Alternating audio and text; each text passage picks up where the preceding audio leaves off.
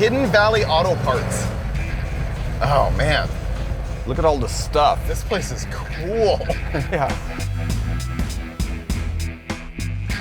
I can't believe we're gonna go here and get a Samurai. Why? Because they have a lot of really cool old vehicles. I know, but the Samurai is just so cute. Yeah, I know. I don't know why I just keyed in on the Sammy. Yeah. I'm just excited to build it. I'm here with Steve Dulcich, and we've got our brand new Suzuki Samurai. You're probably wondering why, so am I. So let's review a little bit. A few weeks ago, we were shooting one of our other shows here at this junkyard. It's called Junkyard Gold. It's where Steve Magnate walks around and looks at cool stuff. And there's all these great American classics here, but they're all basically just parts cars. They're all pretty far gone. But when I eyeballed the Samurai, I can't even tell you why. I was like, that's awesome. I haven't seen one of those in a long time. I want a Samurai, let's V8 swap it. And so Dulcich came out a couple weeks ago and did a little bit of like a pre-run here and got a 318 Mopar running. Oh! I thought I was a hero because I did get a 318 to run without a carburetor, no less. Yeah! That was running. Well, that's on fire. It doesn't seem to have that much cachet to have a 318 and a Samurai. I kind of want a big block. So the first step is we're gonna get a tape measure and go measure some engines, measure the engine compartment, and figure out what we're gonna do to get this thing on the road in the next 5 days. Man, this is service. I really like the sling arrangement. It's not even noon and we're gonna have a big block Samurai. It's 11:30. Stop. Stop. There we go. Oh, it's press fit. Oh man, we're gonna make this happen though. We're gonna have to cut the whole firewall out. Totally. Yep. You agree? Oh yeah. Okay, so we know what to do. Okay, yep. The engine's gonna have to go about the whole foot back because we need room for a radiator too. Yeah, exactly. So let's clear out the whole interior so that we can start hacking from this side too.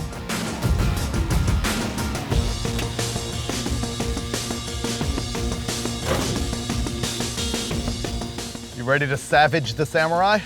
I'm ready for you to show me Sawzall artistry.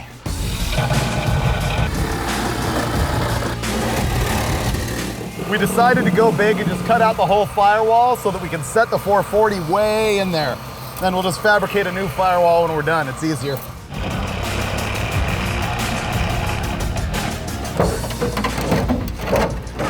Boom! It was unnecessary. That thing is 440 ready. But look how much more room we have for the 440 now. I think we could probably go with 440 with transmission at this point. Really? Yeah, we could. We should. Yeah. Let's go get our transmission and attach it.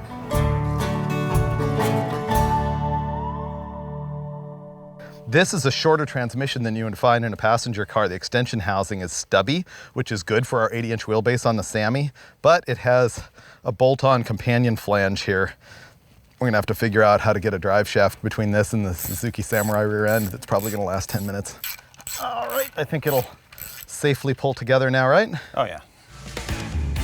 Straight back. Lower some more. Lower. Okay, come out and take a look.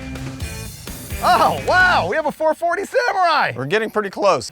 We're at the point of fiddling with the tiny details like fuel pump hitting, brake lines hitting, and ultimately we went and got a different exhaust manifold instead of the center dump one. This one dumps back here, which we think is gonna help us more.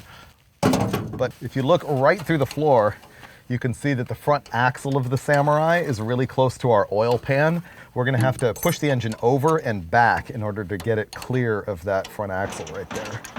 I think that's it. We finally got the engine in position. It's way further back than I was really hoping for aesthetically and fabrication-wise, but it's clearing the front axle. I think we got the drive shaft angle where it's gonna work. It's gonna be a big job building a firewall in there. On the bright side, the 440's in. Yeah, the 440's in position.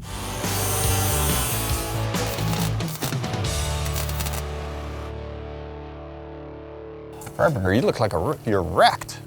Yeah. Your face is totally burnt up and covered with grinding debris. Yours isn't. Oh. That's because I was just tinkering around with wiring. But look at the doghouse. Whoa.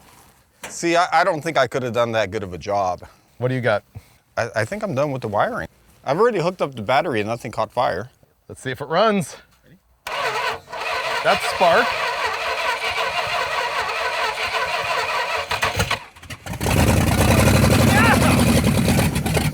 You gotta be freaking kidding me. We have light! Whoa. I knew it would fire up instantly. It's got a thermoquad. Honestly thought there was almost no possibility that all those used parts would work. And I mean, you got the magnetic pickup could be junk, that ECU could be junk, the ballast resistor could be junk. Yeah. Do it again, see if you have oil pressure. Okay.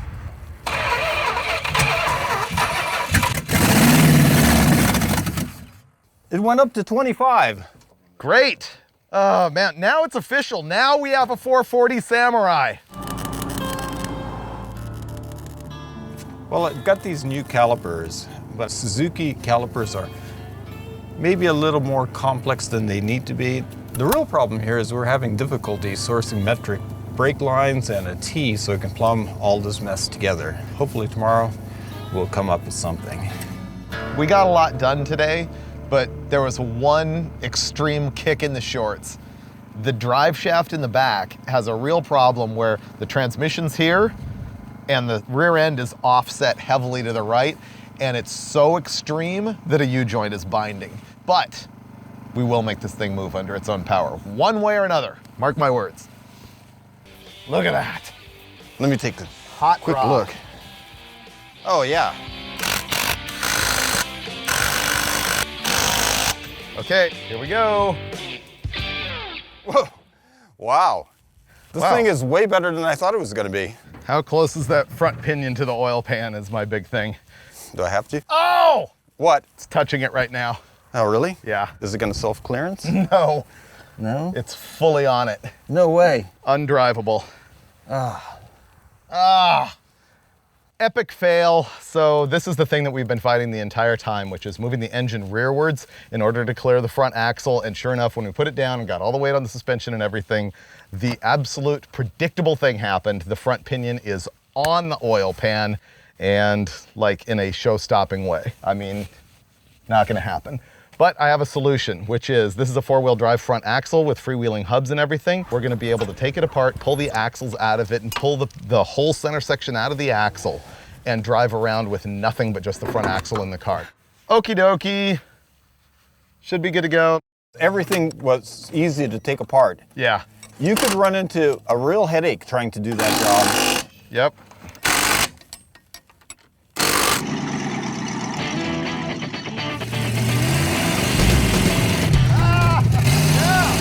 Whoa, the Samurai's awesome.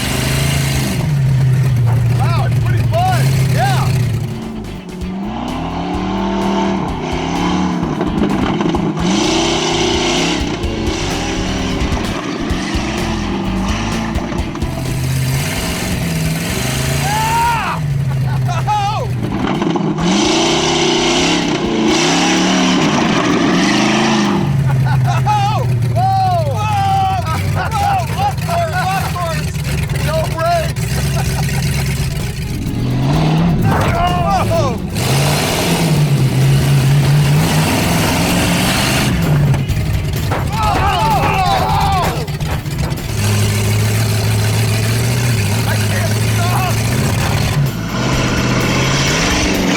Super Sammy.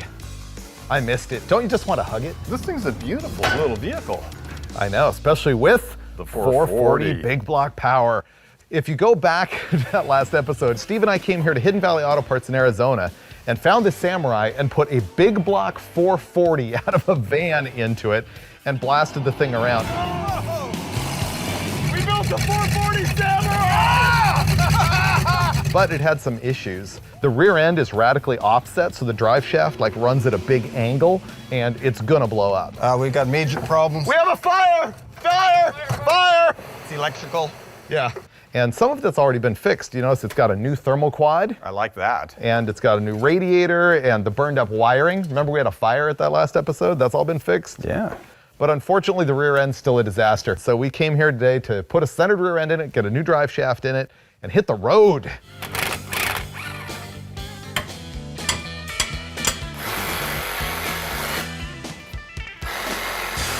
Wow, do you see what I see?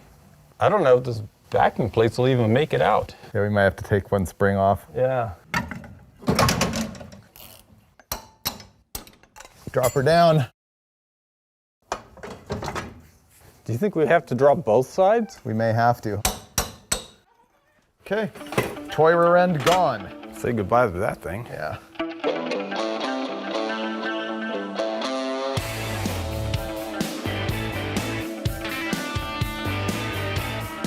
There's our old toy rear end. This is a new one. This came out of a square S10 Chevy truck. Yeah, that looks pretty heavy duty. Small 10 bolt. I want to find out if it's going to bolt right up. That's like 37 and a half center to center on the spring perch. And this is, dude, Ooh, it's going to bolt right up. in. That's pretty amazing. You want to pick it up? I thought you were going to carry it over there. I don't know, it looks kind of heavy. Wow, he went for that. Look at that. Yeah. Oh, didn't think he was actually going to fall for it. I don't want to get the job done since it bolts right in. Slow it right in there. This is going to be the easiest rear end swap ever. Mine's going to line up. How about yours? Oh, mine's going to line up pretty. Everything's just going so well. If these spring perches actually line up with the leaf springs, it means I'm not going to have to grind these off this housing and get new ones and weld new ones on. It's going to save an hour. Easy. Mine is on. Okay, mine is off by 1 inch.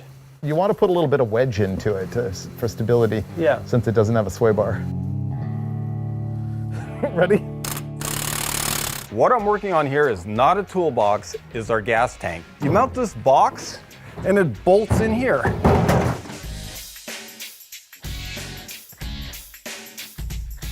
So the gas tank's in, it's plumbed all the way up to the thermoquad carburetor. I'm gonna pour some gas in there and then I'm ready to start at 440. Woo!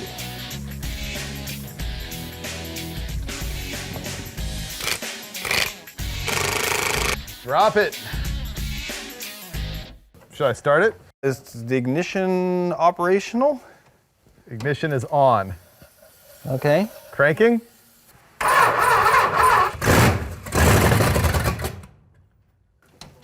Oh, Up. It's on fire. we have fire.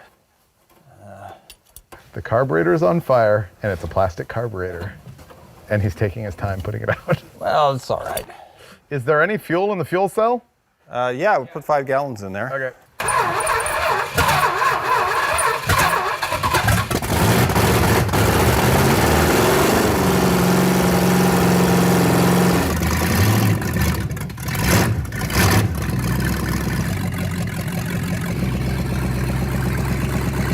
The accelerator pump linkage is totally out of adjustment. Brand new thermoquad out of the box. Rebuilt. Thermoquad. The only carburetor that punishes you for going to wide open throttle. But we also have the thermoquad whisperer here. He will handle it. But look, it runs. It does run. And it has oil pressure. And it's smoking quite a bit. You know what? This 440 sounds pretty good.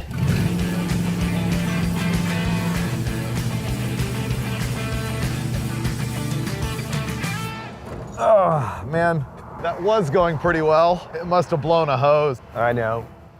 We're cruising along, we're actually going like 70. It's running terrible. It's like misfiring and stuff. Then all of a sudden, overheats bad. Weird. The hoses are on. So what happened? It just got hot. There's no blown hose. Wait a minute, something's not right here. Something's not right. Yeah, What, is that just water? yeah. You can feel it bubbling in there. Yeah. Literally, I was looking at the gauge when all of a sudden it just went whoop and overheated. I fully expected a hose to be gone. Yeah, me too. You don't think we blew the head gasket, do you? Oh, What? there's no fan belt on to turn into a water pump. We Fan lost the belt's belt. gone. That's it. That explains why it just all of a sudden Yeah. went. Boy, what a stupid thing to overlook. I know, we're just staring at that and Yep. all of a sudden I'm like, huh.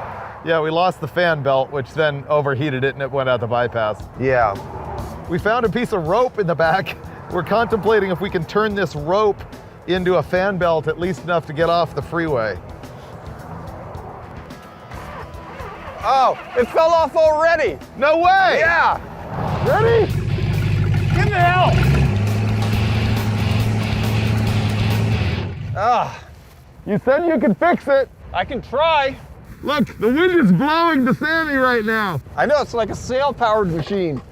The Super Sammy is not so super. This whole episode we've been complaining that it's gutless, but we haven't wanted to fix it because we don't want to break the rear end. Now, I want to break the rear end. So Dulcich is going to get out here in the wind and see if he can adjust the throttle linkage because it's nowhere near wide open throttle. Oh, look.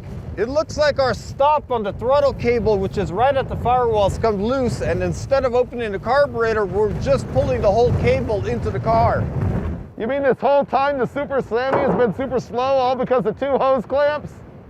Yes. That's roadkill. There we go. We're gonna make this happen. Dulcich has got the throttle repaired. We put some more timing in the thing. We are burnout ready. This is going to be the greatest burnout of all time. How could it not be? Whoa! You feel the response? Yeah. The brakes are way too strong in the back. They won't let it like do a brake stand. We might have to like clamp off the rear brakes or something. I mean, don't you think that's a huge part of the problem? Well, I mean, if we have a line lock, we'll be able to do a burnout. Right, okay, there we go. Who knew it would be this difficult to get a burnout out of a 440 Samurai? And the throttle is stuck again, wide open. Yeah. Now it should do a burnout, right? Let's do it. We're all fixed.